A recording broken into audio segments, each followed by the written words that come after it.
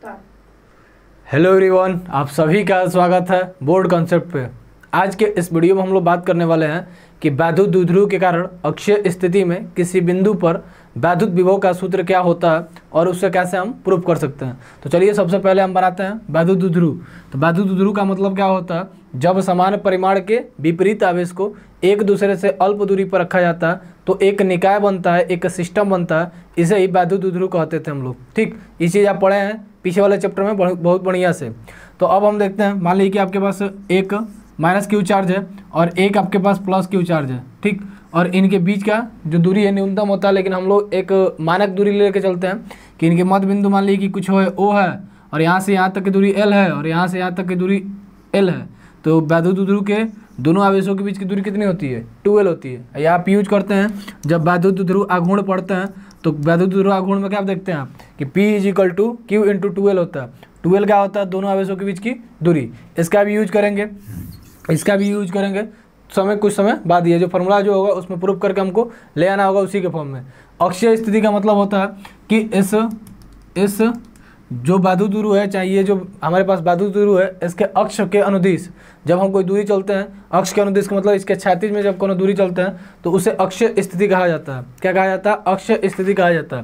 तो मान लीजिए कि इसके अक्षीय स्थिति में इसके मूल बिंदु से इसके मध्य बिंदु से r दूरी पर कोई बिंदु P स्थित है। कोई बिंदु क्या स्थित है? P स्थित है। जिस बिंदु P पर हमें वैद्युत द्विध्रुव ज्ञात करना। जब आप बोर्ड का एग्जाम देते हैं तो आपको लिखना पड़ता है, जो भी आप फिगर बना रहे हैं, चाहे जो भी चीज़ कर रहे हैं, उसके बारे में लिखना होता है। क्या लिखेंगे? तो यहाँ पे आप 4 से 5 लाइन लिख सकते हैं, जिससे आपका जो एग्जामिनर होता है खुश हो जाता है, क्योंकि वहाँ पे आपको पढ़ाना नहीं है, उसको अपने कॉपी के थ्रू सिखाना है कि हाँ हमने क्या क्या किया। तो आप यहाँ पे क्या लिखेंगे?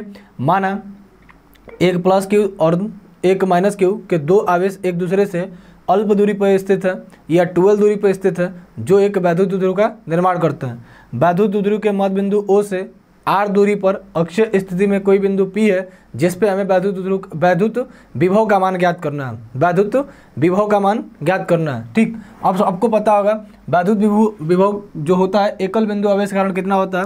V = 1/4πε0 Q/R। ठीक, वोल्ट।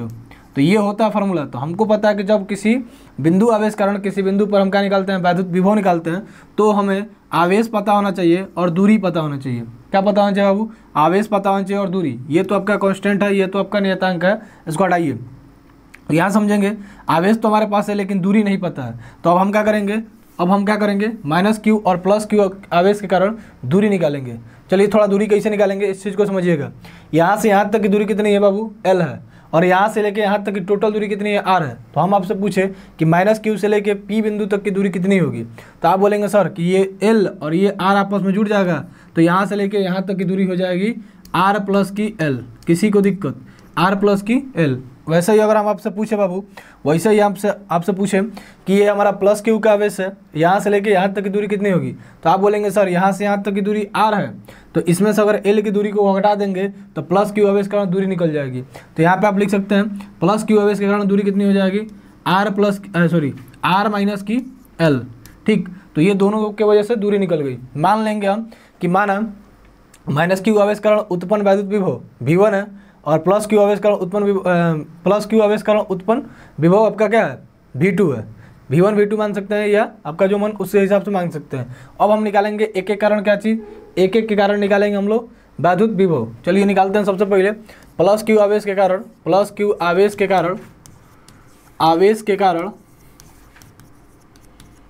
बिंदु P पर वैद्युत विभव कितना माने? V1 माने हैं, तो V1 = क्या हो जाएगा बाबू? आप बोलेंगे 1/4πε0 और Q अपान में दूरी कितनी है इसकी वजह से? R - L। तो दूरी हो जाएगी R - L। ठीक, ये हो जाएगा हमारा इक्वेशन नंबर फर्स्ट। ठीक, आगे समझिएगा। अब ऐसे निकालेंगे आप माइनस क्यू आवेश के कारण बिंदु P पर वैद्युत विभव इसको आप कितना माने हैं, वैद्युत विभव, इसको मान लें V2, तो V2 इजिकल टू क्या हो जाएगा बाबू, V2 इजिकल टू क्या हो जाएगा आपका, V2 इजिकल टू आपका हो जाएगा 1/4 पाई एप्सिलॉन 0। ठीक, अब समझिए विभव जो होता है एक अदिश राशि होती है, और सदिश में हम लोग प्लस माइनस का चिन्ह नहीं लेते हैं, माइनस वाला चिन्ह खासकर नहीं लेते हैं, लेकिन जब कोई अदिश राशि होती है तो उसमें हम माइनस का चिन्ह लेते हैं। तो यहाँ पे हो जाएगा माइनस का Q और अपान में दूरी कितनी है इसकी वजह से R प्लस की L, तो ये हो जाएगा R प्लस का L, ये हो जाएगा विभव माइनस Q आवेशकरण बिंदु P पर। ये ऐसे बना लीजिए इक्वेशन सेकेंड। अब हम निकालेंगे क्या, इन दोनों के कारण परिणामी बिंदु P पर विभव, क्योंकि हमको इस द्विध्रुव के कारण निकालना है बिंदु P पर विभव। तब हम निकालेंगे इन दोनों के कारण परिणामी वायु क्षेत्र की तीव्रता। तो हम निकालेंगे बाबू हम बिंदु P पर परिणामी वैद्युत विभव, तीव्रता नहीं बाबू सॉरी, विभव निकालेंगे, वैद्युत विभव। तो यहाँ पे देखिए ये अदिश राशि है, और अदिश राशि का जब हमको परिणामी निकालना होता है तो सिंपल हम उनको जोड़ देते हैं। सिंपल क्या करते हैं बाबू, उनको जोड़ देते हैं। तो यहाँ पे क्या हो जाएगा, परिणामी निकालेंगे तो ये हो जाएगा आपका परिणामी V is equal to V1 plus V2, V is equal to V1 plus V2। तो V1 और V2 का वैल्यू रख दीजिए, जो आएगा आपका वही क्या हो जाएगा, अक्षीय स्थिति में वैद्युत विभव का मान। चलिए अगले पेज पे देखते हैं। यहाँ पे हमारा हो जाएगा V is equal to V1 plus V2, V is equal to V1 plus V2। तो यहाँ हो जाएगा V इजिकल टू V1 का वैल्यू कितना, 1/4 पाई एप्सिलॉन 0, और यहाँ पे Q अपान में R माइनस L। ठीक, यहाँ पे हमारा V1 का वैल्यू कितना था, V1 का वैल्यू है 1/4 पाई एप्सिलॉन 0, Q अपान में R माइनस L। ठीक, आगे समझिएगा। आगे हमारे पास है V2 का वैल्यू, यहाँ पे देखिए प्लस, और यहाँ पे आपका हो जाएगा 1/4 pi epsilon 0 minus Q upon में R minus L, sorry R plus L, यहाँ माइनस का तो यहाँ प्लस का। अब समझिएगा ये माइनस जो है, इस माइनस के वजह से ये वाला क्या हो जाएगा, प्लस वाला माइनस हो जाएगा। तो यहाँ पे हो जाएगा V is equal to 1/4 pi epsilon 0 Q upon में R minus L minus 1/4 pi epsilon 0 Q upon में R प्लस L। ठीक, अब देखिए दोनों में कॉमन क्या है, तो बोलेंगे सर दोनों में कॉमन क्या है, Q अपान 4 पाई एप्सिलॉन 0। दोनों में कॉमन क्या है, Q अपान में 4 पाई एप्सिलॉन 0। क्या बचेगा, यहाँ बचेगा हमारे पास 1/में R माइनस L माइनस 1/में R प्लस L, ये बच जाएगा बाबू। अब आप इन दोनों का क्या लेंगे, एलसीएम। इन दोनों का एलसीएम कितना होगा, इन दोनों का एलसीएम कितना होगा, तो आप बोलेंगे सर जो लिखा है वही हो जाएगा, जो लिखा है वही हो जाएगा। क्या हो जाएगा बाबू, आप बोलेंगे सर R माइनस का L और R प्लस का L, इन दोनों का एलसीएम होगा। इससे जब इसमें डिवाइड करेंगे तो माइनस वाला कैंसिल, तो ये बचेगा R प्लस का L, और इसमें इससे डिवाइड करेंगे तो ये वाला कैंसिल, ये बचेगा। तो ये हो जाएगा आपका माइनस है तो माइनस, और यहाँ हो जाएगा R माइनस का L। ठीक, माइनस से यहाँ गुणा करेंगे तो ये क्या हो जाएगा बाबू, प्लस का हो जाएगा। क्या हो जाएगा, प्लस का। तो यहाँ निकल जाएगा V is equal to Q upon में 4 पाई एप्सिलॉन 0। ठीक, और ऊपर हो जाएगा आपके पास R प्लस L माइनस का R और प्लस का L। माइनस यहाँ पे जब आप गुणा करेंगे तो ये माइनस है, माइनस में सी का हो गया प्लस, और अपान में क्या हो जाएगा बाबू, अपान में देखिए फार्मूला एक बन रहा है a माइनस बी और a प्लस बी। किस चीज़ का फार्मूला होता है, तो आप बोलेंगे सर ए स्क्वायर माइनस बी स्क्वायर का फार्मूला होता है एक ब्रैकेट में a प्लस बी और एक ब्रैकेट में a माइनस बी। तो यहाँ पे क्या हो जाएगा बाबू, यहाँ पे हमारा ये हो जाएगा R square minus L square. क्या हो जाएगा, R square minus L square का फार्मूला हो जाएगा।